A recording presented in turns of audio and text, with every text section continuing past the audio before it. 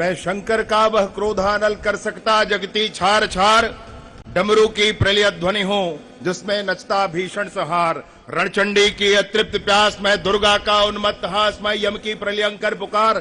जलते मरघट का धुआंधार, फिर अंतरतम की ज्वाला से जगती में आग लगा दूं मैं। यदि धधक उठे जल थल अंबर, जड़ चेतन तो कैसा विस्मय। हिंदू तन मन हिंदू जीवन, रग रग हिंदू मेरा परिचय। आज बाली संकरा में हम सबके बीच में छत्तीसगढ़ के महानायक, जिन्होंने 3 महीने की सरकार में इतना काम किया कि पूरे देश में वो प्रतिमान बनकर सामने आया है। मैं आपको बताना चाहता हूं, मंच पर विराजे हमारे नेता छत्तीसगढ़ के मुखिया माननीय विष्णुदेव साय जी, उन्होंने 3 महीने के अंदर अंदर महतारी वंदन योजना शुरू की और हर एक माता बहन के खाते में हर महीना 1 और 2 तारीख को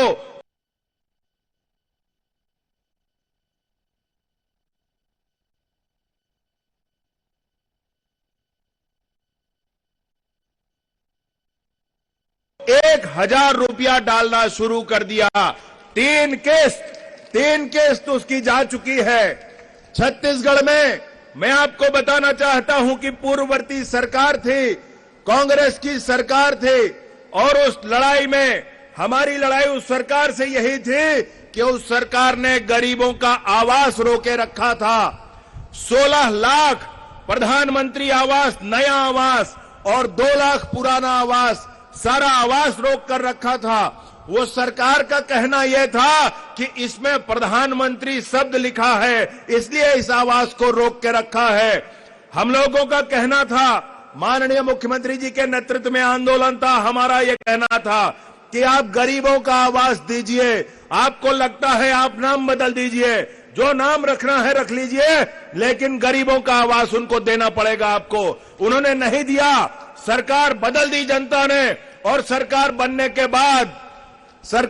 के बाद दोस्तों, इस नई सरकार की पहली बैठक कैबिनेट की, और पहली कैबिनेट की बैठक का पहला लाइन है कि 18 लाख गरीबों का आवास गरीबों को दिया जाएगा। यह निर्धारित किया इस सरकार ने, और उसका बजट का प्रावधान किया, केंद्र को बता दिया।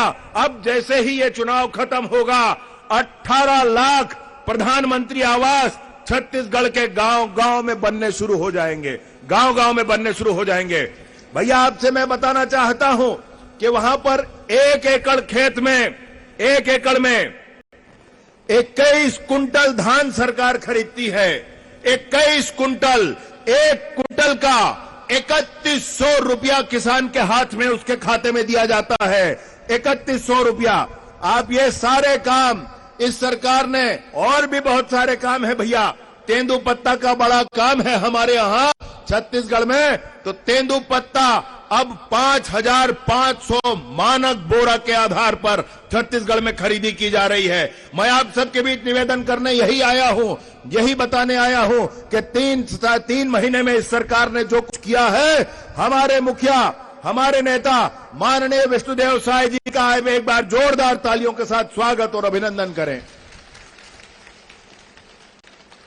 सुंदरगढ़ लोकसभा चुनाव में हमारे प्रत्याशी जोएल ओरांव जी, साथ ही साथ इस विधानसभा तलसरा के प्रत्याशी भवानी शंकर भोई जी, इन दोनों के लिए ही वोट मांगने आज माननीय विष्णुदेव साय जी यहां आए हैं। उनका उद्बोधन हम सबको सुनना है, परंतु मैं आपसे 2 बातें कह के अपनी बात समाप्त करूंगा। ये डबल इंजन की सरकार का कमाल है जो छत्तीसगढ़ में हुआ है। 3 महीने में इतने काम हुए हैं। हमारे यहां प्रधानमंत्री ग्राम सड़क योजना गांव-गांव तक पहुंच रही है। उसातता इस सरकार को जनता ने उखाड़ कर फेंका है, और उसके बाद विकास उनके दरवाजे चूम रही है, जनता के दरवाजे चूम रही है। मैं आपसे निवेदन पूर्वक कहना चाहता हूं, उड़ीसा के संदर्भ में बहुत चर्चा छत्तीसगढ़ में होती है, और उस सारी चर्चाओं में कुल मिलाकर विषय ये आता है कि जाने जहां कहां जाकर के भ्रम फंस जाता है, जाने क्यों ऐसा हो जाता है। छत्तीसगढ़ में 15 साल भारतीय जनता पार्टी की सरकार बनी है। छत्तीसगढ़ में आमूल चूल परिवर्तन उस सरकार ने किया था। 5 साल ही कांग्रेस की सरकार रही, छत्तीसगढ़ की जनता ने फिर उनको उखाड़ कर फेंक दिया।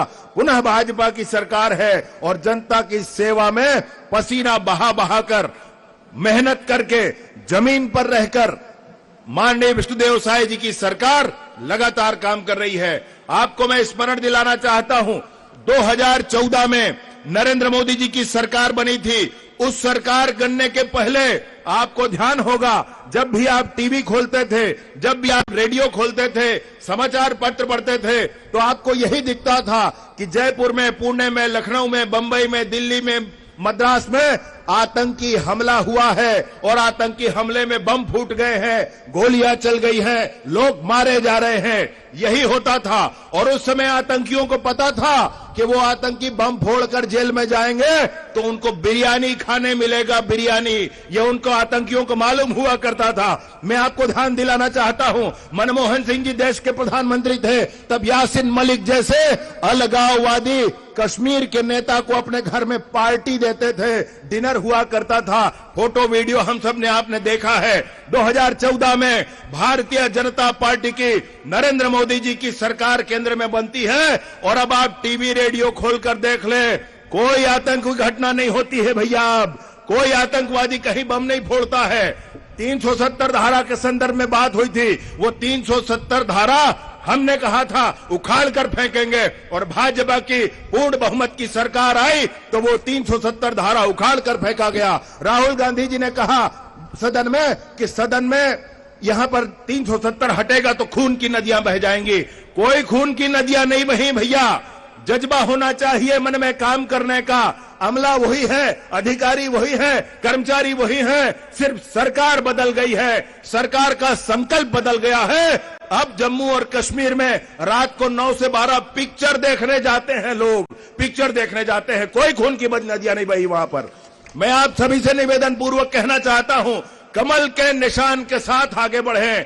आज कांग्रेस की पार्टी अपने घोषणा पत्र के आधार पर पुरानी बात कहती है कि सबको विभाजित करेंगे, वर्ण के आधार पर विभाजन चाहती है नस्ल के आधार पर विभाजित हो जाए। और भारतीय जनता पार्टी की सरकार 2047 की बात करती है। हम ये कहते हैं कि 2047 में किस तरीके से भारत पूरी दुनिया का विश्व शक्ति बनकर सामने आएगा।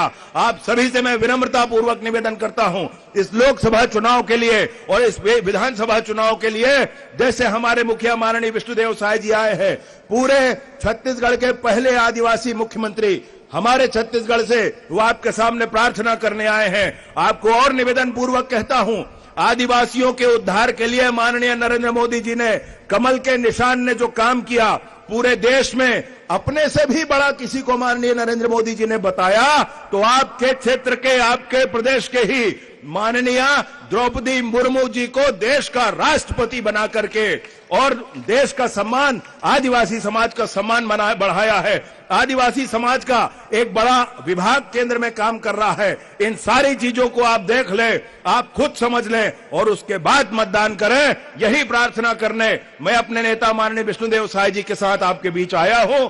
मैं आप सभी का हृदय से आभार व्यक्त करता हूं।